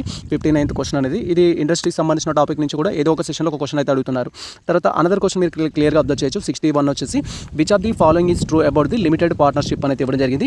లిమిటెడ్ పార్ట్నర్షిప్ గురించి ఎక్కువ క్వశ్చన్స్ అడుగుతారు, ఖచ్చితంగా ఇంపార్టెంట్ మనకు. లిమిటెడ్ పార్ట్నర్షిప్ అనేది ఏంటి అంటే సో ఇక్కడ limited partnership is a body, corporate and legal entity separate from the partners అనేది ఇవ్వడం జరిగింది. సో ఇక్కడ మీరు క్లియర్గా అబ్జర్వ్ చేయొచ్చు. ఫస్ట్ వన్ అనేది కరెక్ట్ ఆన్సరే. ఇక్కడ కరెక్ట్ అన్నదా కరెక్ట్ అడిగారు. తర్వాత ఇండియన్ పార్ట్నర్షిప్ 1932 అప్లికేబుల్ అని ఇచ్చారు. ఇది రాంగ్ ఆన్సర్. 1932 కాదు, 2006 ప్రకారం అయితే ఉంటుంది. దీనికి సంబంధించి లిమిటెడ్ పార్ట్నర్షిప్ యాక్ట్ అనేది అయితే ఉంటుంది. తర్వాత maximum number of the partners 20 అనేది ఇవ్వడం జరిగింది. సో ఇది 20 అయితే కాదు, గరిష్ట భాగస్వాముల సంఖ్య అనేది. One partner must be Indian అని అయితే ఇచ్చారు. వన్ పార్ట్నర్ అనేది కాదు, మెంబర్స్ ఫ్రమ్ ఇండియన్ అని అయితే ఉంటుంది. ఓన్లీ వన్ అయితే కాదు. సో మెంబర్స్ ఫ్రమ్ ఇండియన్ అని అయితే ఉంటుంది. ఖచ్చితంగా ఇండియన్ అయి ఉండాలి అందరూ. సో ఇది కూడా రాంగ్ ఆన్సర్. కరెక్ట్ ఆప్షన్ ఏమడిగారంటే మనకి ఫస్ట్ వన్ కరెక్ట్. అదే ఏంటి అంటే సో భాగస్వామ్యం వేరు అండ్ చట్టబద్ధత సంస్థ వేరు. దీనికి కంటిన్యూటీ అనేది ఉంటుంది. ఇఫ్ పార్ట్నర్స్ అనే వాళ్ళు ఎగ్జిట్ అయినా కూడా నెక్స్ట్ కొత్త పార్ట్నర్స్ అనేది జాయిన్ అవుతూనే ఉంటారు. అది ఎప్పటికీ క్లోజ్ అవ్వదు. జనరల్ పార్ట్నర్షిప్ మాత్రం క్లోజ్ అవుతుంది, దానికి కంటిన్యూటీ అయితే ఉండదు. పార్ట్నర్స్ మధ్యలో కాన్ఫ్లిక్ట్స్ అనేది ఏర్పడ్డానుకో పార్ట్నర్షిప్ సంస్థ అనేది రద్దు అవ్వడానికి ఛాన్స్ ఉంటుంది. బట్ ఎల్ఎల్పి అనేది అయితే రద్దు అవ్వదు. సో ఇవి కంప్లీట్గా మనకు 2021లో అడిగిన క్వశ్చన్స్ అయితే. దెన్ 2022లో అడిగిన క్వశ్చన్స్ మీరు ఇక్కడ క్లియర్గా అబ్జర్వ్ చేయొచ్చు. మనకు 2022లో బిజినెస్ ఆర్గనైజేషన్ అండ్ మేనేజ్మెంట్ నుంచి ఏ క్వశ్చన్స్ అడిగారంటే సో ఫస్ట్ వన్ వచ్చేసి 51. So the term business derived from అనేది ఇవ్వడం జరిగింది. వ్యాపారం అనే పదం ఎక్కడి నుంచి ఉద్భవించింది అనేది క్వశ్చన్ ఇక్కడ. సో బయింగ్ అండ్ సెల్లింగ్ కాదు, ఫినాన్షియల్ మార్కెట్స్ కాదు, ప్రొపరేటర్షిప్ కాదు. సో ఇక్కడ వచ్చేసి బిజీ అనే వార్డ్ నుంచి అయితే రావడం జరిగింది. బిజినెస్ అనేది బిజీ అనే వార్డ్ నుంచి అయితే ఉద్భవించడం జరిగింది. సో అది మీరు గుర్తుంచుకోవచ్చు, జనరేట్ కావడం జరిగింది. తర్వాత మనకు వచ్చేసి ఏంటంటే 52 question. The form of the business organisation that has the largest sale volume అనేది ఇవ్వడం జరిగింది. లార్జెస్ట్ సేల్ వాల్యూమ్ ఉన్న సో బిజినెస్ దాన్ని ఏమంటారు? పార్ట్నర్షిప్ అనేది స్మాలెస్ట్, కోఆపరేటివ్ సొసైటీస్ ఆర్గనైజేషన్ అనేది స్మాలెస్ట్, మల్టీనేషనల్ ఆర్గనైజేషన్ అనేది స్మాలెస్ట్. ఇక్కడ కార్పొరేషన్స్ ఆర్ కంపెనీస్ అనేది correct answer. Corporation or companies అనేది కరెక్ట్ ఆన్సర్ అనమాట. అన్లిమిటెడ్ మెంబర్స్ అనేది ఉంటారు. దీంట్లో వచ్చేసి large scale of the selling అనేది జరగడం జరుగుతుంది. లార్జ్ స్కేల్ అనేది జరుగుతుంది. కార్పొరేషన్స్ ఆర్ కంపెనీస్ రెండు సేమ్ అనమాట. తర్వాత arrange the following functions managers in correct sequence అనేది ఇవ్వడం జరిగింది. దీనికి సంబంధించి సంస్థలోని మేనేజర్ యొక్క విధులను కరెక్ట్ సీక్వెన్స్లో అరేంజ్ చేయమంటున్నారు. కరెక్ట్ సీక్వెన్స్లో అరేంజ్ చేయాలంటే ఫస్ట్ మనకి ఏంటంటే ప్లానింగ్ అనేది ఉంటుంది. ప్లానింగ్ అనేది ఇంపార్టెంట్. సో ప్లానింగ్ ఇంపార్టెంట్ కాబట్టి 3 అయితే ఫస్ట్ వస్తుంది. 3 ఫస్ట్ ఉన్నాయి, ఎన్ని ఉన్నాయి ఇక్కడ? 2నే ఉన్నాయి. సో ఇది రైట్ ఆన్సర్ కాదు, ఇది రైట్ ఆన్సర్ కాదు. సో 3 ఫస్ట్ ఉన్నది ఏంటంటే 2 ఉన్నాయి కాబట్టి సో సిడి అనేది మనకు కాదు. తర్వాత ఇక్కడ వచ్చేసి ఏంది next one according to that 4th one అనేది నెక్స్ట్ ఉండాలి. సో 3, 4 దీంట్లో 4 ఉంది, దీంట్లో 4 ఉంది, ఇది కూడా. తర్వాత మనకు వచ్చేసి ఏంటంటే మోటివేషన్ అనేది ఉంటుంది. 1 అనేది రావడం జరుగుతుంది. సో 1 ఎక్కడ ఉందంటే ఇక్కడ. లాస్ట్ వన్ వచ్చేసి కంట్రోలింగ్. ఇక్కడ మీరు క్లియర్గా అబ్జర్వ్ చేయొచ్చు. సో ఏమేమి ఉంటుందంటే ఫస్ట్ ప్లానింగ్ అనేది ఉంటుంది, తర్వాత ఆర్గనైజింగ్ ఉంటుంది, తర్వాత మోటివేషన్ అనేది ఉంటుంది, తర్వాత కంట్రోల్ అనేది ఉంటుంది. ఇది కరెక్ట్ ఆర్డర్ అనమాట. సో ఇది కరెక్ట్ ఆర్డర్ దీనికి సంబంధించి. అనదర్ వన్ వచ్చేసి మీరు ఇక్కడ క్లియర్గా అబ్జర్వ్ చేయొచ్చు. Which of the following is true about the managers within an organisation అనేది ఇవ్వడం జరిగింది. సంస్థలోని మేనేజర్స్ సంబంధించి క్రింది వాటిలో ఏది సరైనది అనేది ఇవ్వడం జరిగింది. సో మనకు డైరెక్ట్గా ఆప్షన్స్ ఇచ్చారు. దీనికి సంబంధించి మీరు క్వశ్చన్ క్లియర్గా అబ్జర్వ్ చేయొచ్చు. So management skills apply top level managers only అని ఇచ్చారు. So only top level managers కాదు, management skills apply to managers all levels అనేది correct answer. So middle level అనేది కరెక్ట్ ఆన్సర్ కాదు, ఎగ్జిక్యూటివ్ లెవెల్ అనేది correct answer కాదు. మేనేజ్మెంట్లో వచ్చేసి అథారిటీ అండ్ రెస్పాన్సిబిలిటీ కావచ్చు, ఆల్ థింగ్స్ కావచ్చు, ఆల్ లెవెల్స్లో అయితే అప్లై చేయాలి. సో మేనేజ్మెంట్లో వచ్చేసి ఓన్లీ టాప్ లెవెల్ మేనేజ్మెంట్కి అథారిటీ ఉండాలనేది రాంగ్ ఆన్సర్. మీరు ఎప్పుడు కూడా దానికి చూజ్ చేసుకోవడానికి ప్రయత్నించండి. అన్ని లెవెల్స్లో ఈవెన్ సబార్డినేట్స్ కూడా స్టాఫ్కి కూడా పవర్స్ అనేవి ఉంటుంది. సో దానికి సంబంధించి రూల్స్ అండ్ రెగ్యులేషన్స్ మీరు గుర్తుంచుకోవాలి. The plan which includes objective, policy, procedure, rule is called అనేది ఇవ్వడం జరిగింది. మీరు ఇక్కడ క్లియర్గా అబ్జర్వ్ చేయొచ్చు. లక్ష్యం, విధానం మరియు నియమాలు కలిగి ఉన్న ప్రణాళికను ఏమంటారు అనేది. సో బడ్జెట్ ఉంది, ప్రొసీజర్ ఉంది, ప్రోగ్రామ్ ఉంది, స్ట్రాటజీ అనేది ఉంది. ఈ లక్షణాలన్నీ కలిగి ఉన్నది బడ్జెట్లో ఉంటాయి, ప్రొసీజర్లో ఉంటాయి అండ్ వ్యూహంలో కూడా ఉంటాయి. బట్ మోస్ట్ ప్రియాటబిలిటీ ఆన్సర్ ఏంటంటే ఇక్కడ ప్రోగ్రామ్ అనేది కరెక్ట్ ఆన్సర్. ఏదైనా ఒక ప్రోగ్రామ్ అనేది ఇంట్రడ్యూస్ చేసినప్పుడు గవర్నమెంట్ కానీ లేదా బిజినెస్ మ్యాన్స్ కానీ ఇంట్రడ్యూస్ చేసినప్పుడు దానికి ఒక టార్గెట్ అనేది ఉంటుంది, దానికి ఒక ఆబ్జెక్టివ్స్ సంబంధించిన ప్రొసీజర్ అనేది ఉంటుంది, నియమ నిబంధనలు అనేవి ఉంటాయి ఆ ప్రణాళికకు సంబంధించి కంప్లీట్గా. ఇక్కడ కరెక్ట్ ఆన్సర్ వచ్చేసి ఏంటంటే ప్రోగ్రామ్ అనేది కరెక్ట్ ఆన్సర్. మీరు ఇక్కడ క్లియర్గా అబ్జర్వ్ చేయొచ్చు. అనదర్ వన్ వచ్చేసి మనకి ఇక్కడ so 56 question. Name the type of organisation that desirability, design, top level management and achieve a common organisation goal అనేది ఇవ్వడం జరిగింది. మీరు ఇక్కడ క్లియర్గా అబ్జర్వ్ చేయొచ్చు. ఒక సాధారణ సంస్థాగత లక్ష్యాన్ని సాధించడానికి ఉన్నత నిర్వహణ ఉద్దేశపూర్వకంగా రూపొందించింది ఏంటి అంటే కోఆపరేటివ్ ఆర్గనైజేషన్ కాదు, డివిజనల్ ఆర్గనైజేషన్ కాదు, ఫార్మల్ ఆర్గనైజేషన్. సో ఇది మనకు సాధారణ సంస్థాగత లక్ష్యాన్ని సాధించడానికి ఏర్పాటు చేయబడింది ఏంటంటే ఫార్మల్ ఆర్గనైజేషన్. ఇన్ఫార్మల్ అనేది ఏంటంటే ఫ్రెండ్స్ గ్రూప్ లాంటిది. సో దానికి సంబంధించి ఏముండదు. డివిజనల్ ఆర్గనైజేషన్ కాదు, కార్పొరేట్ ఆర్గనైజేషన్ కూడా కాదు. సో ఇక్కడ కరెక్ట్ ఆన్సర్ వచ్చేసి ఏంటంటే C1 కరెక్ట్ ఆన్సర్ 56 వచ్చేసి మనకు C1 correct answer. Another one మీరు ఇక్కడ క్లియర్గా అబ్జర్వ్ చేయొచ్చు. Functions of top level and front line supervisor includes the following అనేది ఇవ్వడం జరిగింది.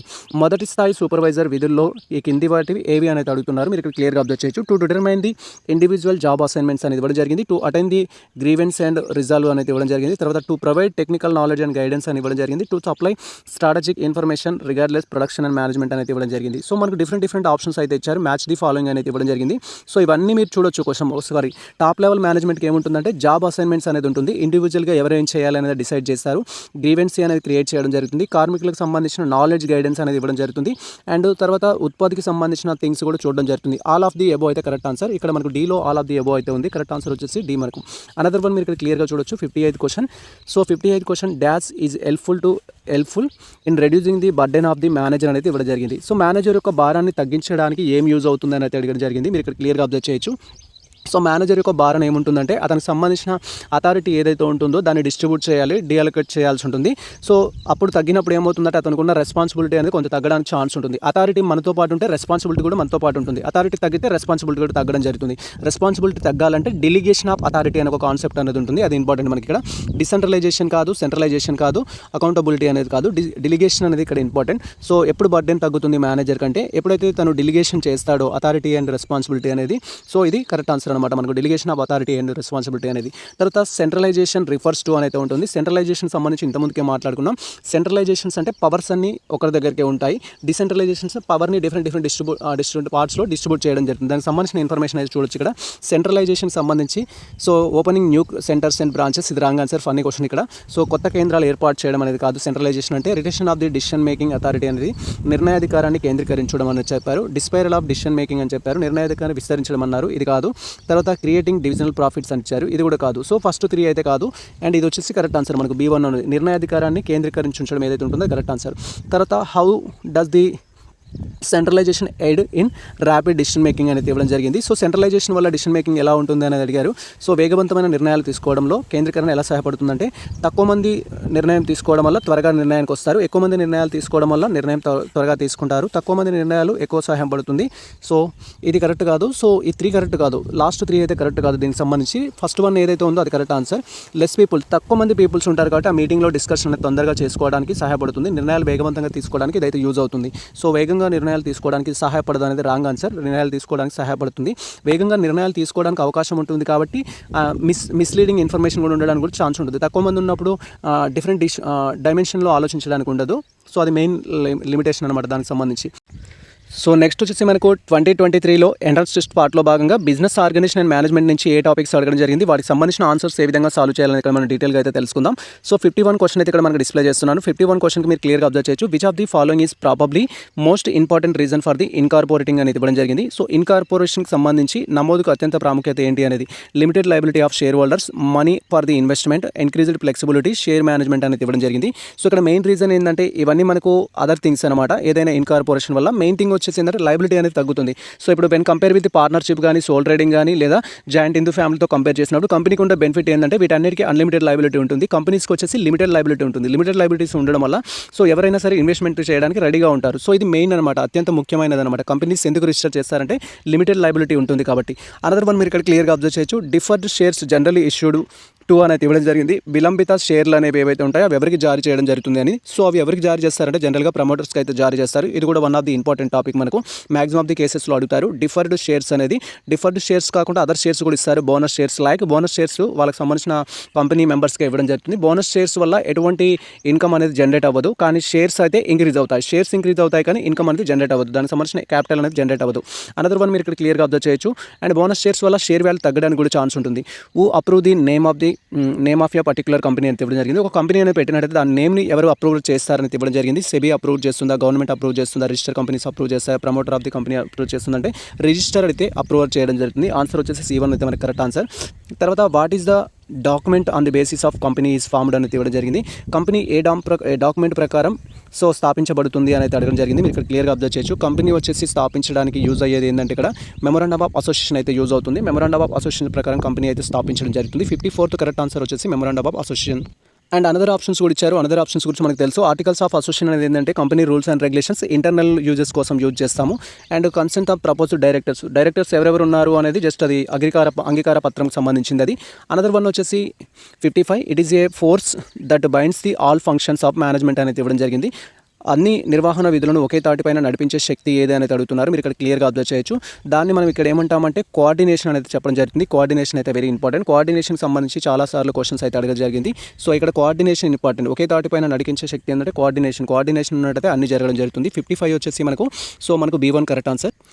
అనదర్ వన్ మీరు ఇక్కడ క్లియర్గా అబ్జర్వ్ చేయొచ్చు. That is 56th question. This function of the management lies the foundation for carrying out of the all other management functions is successful అనేది ఇవ్వడం జరిగింది. సో ఇతర నిర్వహణ విధులు విజయవంతంగా నిర్వహించడానికి పునాది వేసేది ఏది అనేది ఇవ్వడం జరిగింది. సో ఇతర ఆల్ థింగ్స్ని మనం సక్సెస్ఫుల్గా రన్ చేయాలి అంటే all are depends on planning మీదనే డిపెండ్ అయి ఉంటుంది. Planning starts with the action అయితే చెప్పొచ్చు. సో ఇక్కడ ప్లానింగ్ అనేది ఇంపార్టెంట్. ప్లానింగ్ అనేది ప్రతిదానికి ఇంపార్టెంట్. మనకు క్లియర్గా అబ్జర్వ్ చేయొచ్చు.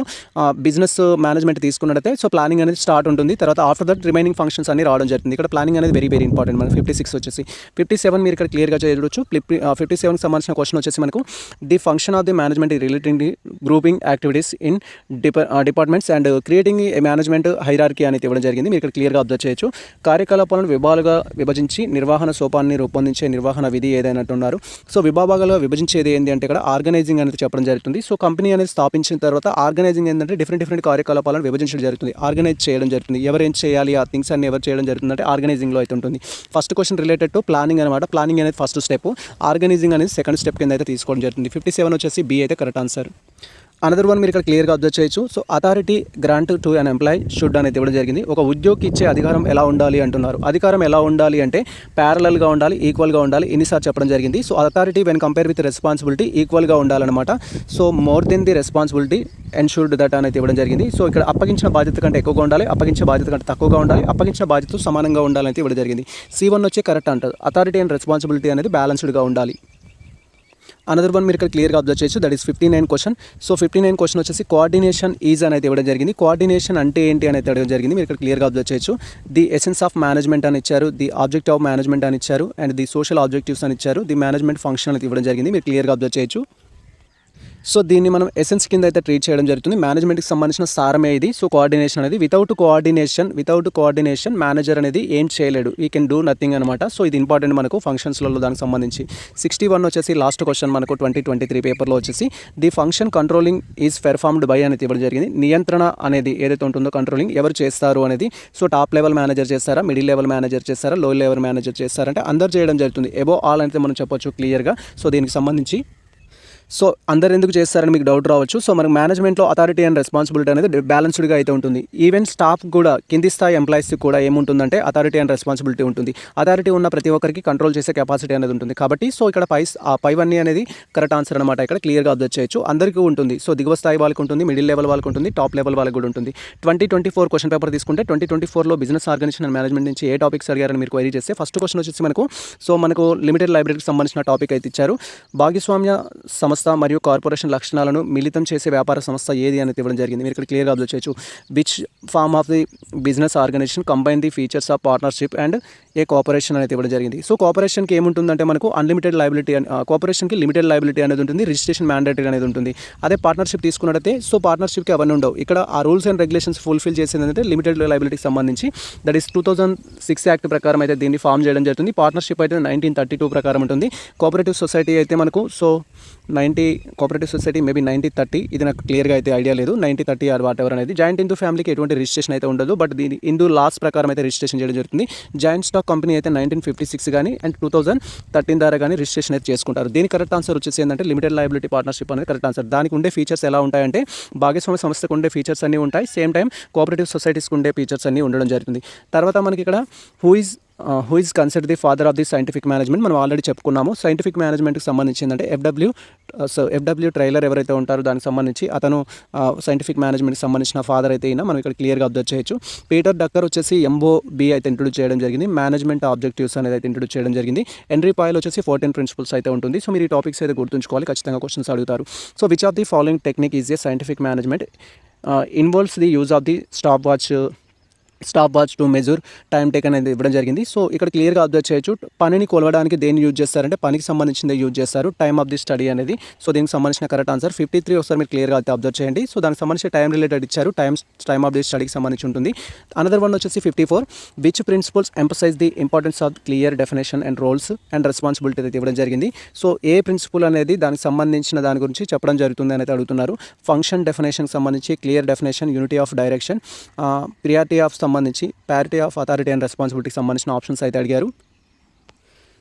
సో ఇక్కడ దానికి సంబంధించి ఏంటంటే 54కి సంబంధించి మనకు కరెక్ట్ ఆన్సర్ వచ్చేసి ఫంక్షనల్ డెఫినేషన్స్. వారికి సంబంధించిన వర్క్ ఏదైతే ఉంటుందో వాళ్ళ పాత్ర ఏంటి, రోల్ ఏంటి అని చెప్పేది ఏం చెప్తుందంటే ఫంక్షనల్ డెఫినేషన్ అనేది చెప్పడం జరుగుతుంది. కరెక్ట్ ఆన్సర్ వచ్చేసి ఇక్కడ మనకి 54 వచ్చేసి 4th వన్ అయితే కరెక్ట్ ఆన్సర్. అనదర్ వన్ మీరు ఇక్కడ క్లియర్గా అబ్జర్వ్ చేయొచ్చు. 55 who is responsible for assigning the authority to the subordinates అనేది ఇవ్వడం జరిగింది. సో ఎవరు రెస్పాన్సిబుల్ అంటే మేనేజర్ అనేవారే రెస్పాన్సిబుల్, అంతకుమించి ఇంకేం లేదు. సో దీనికి సంబంధించిన ఆన్సర్ వచ్చేసి 55 మేనేజర్ అనేది కరెక్ట్ ఆన్సర్.